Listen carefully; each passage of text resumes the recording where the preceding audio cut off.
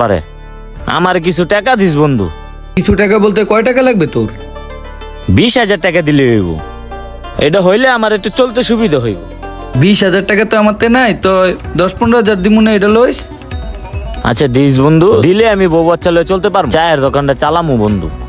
আচ্ছা, এটার দুধ একটু পাড়াইস আজকে খামুনে, হ্যাঁ? আচ্ছা তোরে দুধ পাঠাই দিমনে। 2টা বাচ্চা দিছে, একটা বড় হইলে তোর দিয়ে দিমনে।